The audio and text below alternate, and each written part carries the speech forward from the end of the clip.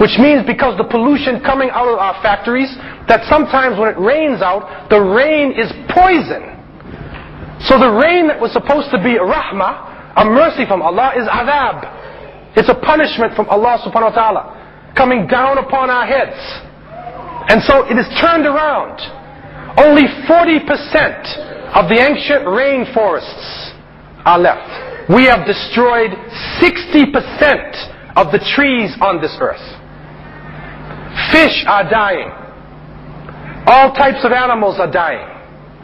Diseases are coming amongst us that we never knew before. Muslims have the key to this problem. In Surah Al-Rum, Allah subhanahu wa ta'ala tells us, ظهر الفساد في البر والبحر بما كسبت أيدي الناس ليذيقهم بعض الذي عملوا لعلهم يرجعون. Corruption has appeared on the land and the sea because of what people's hands have done. And we will make them taste something of what they have earned in order that they would return to the path.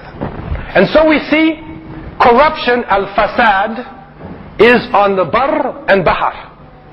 Now, it's interesting to note, and you will find in Tafsir al-Qurtabi, you will find that the Sahaba, actually the companions of the Prophet Muhammad, peace be upon him, they spoke about this ayah. Some of their discussions was the fact that this fasad fil bar, it would be qahat, qillat al-nabat, that the droughts would come, and that vegetation would decrease, and that the barakah, dhihab al-barakah, that the barakah is leaving. And in most of the countries of the world, you will see that life 20 years ago was different than life now. It was slower, and that things were more natural, and the foods are starting to change now with the modernization, with the misuse of technology, and life is starting to speed up. Most of us, looking at our watch most of the time, we don't even have time for our own families. We don't have time anymore for our own self. The barakah is gone, man. The blessings are gone. They also spoke about al-fasad fil bahar, inqita' sayd al-bahar, that the fish in the sea would be cut off. They would decrease. This is an amazing tafsir, because this tafsir shows us the environmental problem that we are having. Because of what we did with our hands, we had the technology and we misused it. We were more interested in making money than we were in preserving life and looking to the natural society. And this is where in the aboriginal societies, you will see that people lived in a natural way. And now in Africa, there are scientists who are coming to different people in Africa and going back and trying to find out, how do these people live? How can these people live along with the environment itself? I was in East Africa once on the island of Lamu. Lamu is in Kenya. So on the island of Lamu, the Swedish scientists were there, and the Swedes were looking to the Swahili culture to try to find out how did they live with the environment. They were Muslims. Now, one of the interesting things is that in the Swahili culture, they are eating, they use the coconut. The coconut is a key part of the diet. Also, they are eating fish, and sometimes when they serve the food, they serve it on the leaf of the banana tree. That's your plate. Or they use wood, natural products. And so after you finish eating your food, then you throw away the waste, and it goes naturally into the environment, and it is able to mix with the environment. And then came Coca-Cola. When Coca-Cola hit, and Pepsi-Cola came, after you finish drinking your Coke, and you throw away your can, or you throw away your plastic, where does it go? It doesn't mix with the soil. It festers, and it becomes poisonous after a while. And so even though we are able to drink Coca-Cola on the top of the Himalayan mountains, or in the middle of the desert, we can drink a Coke. Even though we're able to do that, we are destroying the environment all over the earth. And so the Muslims have the key.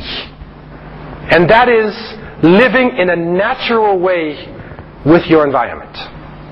Use your science with respect for life.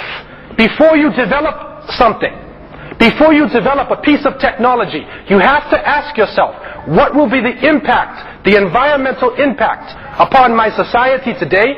And in America, the native people look 3 generations. Before they move into an area, before they build a house, they say, what will be the impact for 3 generations before we make this move? And that is how people have to think about the environment now, before it turns against us completely and the 6th extinction is completed. In the area of racism, it is stalking the land. And people of different colors and different ethnic groups are starting to look at each other as enemies. Sometimes for reasons that don't make sense at all. For political reasons, ego, for sometimes just fighting over a little piece of land. You find ethnic groups fighting against each other. When Islam came, it said there is no fadl, there is no preference for the Arab over the non-Arab, or the non-Arabs over the Arabs. There is no preference of white over black, or black over white. Illa bit-taqwa. It is only with piety and right action in your consciousness of God. This is what separates people. And that type of thinking needs to be reinstituted into society itself. On the spiritual level, we recently went through a big change in the Easter season. And I know that Easter is also a very big celebration here. Now, what's happening to many young people, and I went through this crisis myself, as being a Christian, from a Christian family, I went through this crisis because in trying to worship God, I was very much into the Lord's Prayer and into worshiping one God. And then when Easter came, and I used to study history a lot, and they said it's Easter season, and suddenly I saw eggs, bunny rabbits, chickens. I said, wait a minute, man. What did this egg have to do with Jesus, Isa alayhi salam? What does a bunny rabbit have to do with Jesus? In studying the history, we found out that there were actually nature-based cults in Europe and many parts of the world, and you have what is called the spring solstice. And when the winter season goes, and when the spring came in, the people who worship the sun, and who worship, their worship is based upon natural changes. They had a goddess whose name was Ostre, or Ostern. That's where the word Easter comes from. And they said she used to wave her wand, and everything that was dead would then come back to life. Okay? So that's Easter. So when the Christians came now, the followers of Isa alayhi salam, they came into Greece, and they were spreading the teachings in Greece and in Rome, and they came into these events. Easter and Christmas, the winter solstice. According to our historians, and many of the Christian historians, Jesus, Isa alayhi salam, was probably born in the warm weather. And it shows you because when the taxes were being collected, it is because the harvest. Also the shepherds had their flocks outside. You can't have your flocks outside in Philistine at nighttime in the wintertime. So most of your records will point to the fact he was born in the warm weather. Why then is his birthday celebrated on December 25th? Why do you have a Christmas tree? Why do you have a mistletoe? Why do you have holly? Why do you have Santa Claus? And Santa Claus has now become more important than Jesus. I don't know how important Santa Claus is in Australia. Is he here? It's pretty far away from the North Pole though. Where I come from, this is North Pole country, man. Santa, he just goes a little way to get to us. Why now is Santa Claus so important? Because December 25th was a day called Saturnalia, for Saturn, the god of the sun. Bacchanalia, for Bacchus, the Greek god of wine and sport and play. December 25th was the birthday of Mithra, or Mithras. Look it up in the encyclopedia. Look up the word Christmas in the encyclopedia. Look up the word Easter.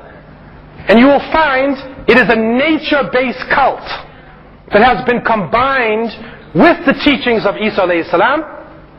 And when the Romans were torturing people in their colosseums, and the Roman emperor, he wants to have a good time, so he says, feed these Christians to the lions.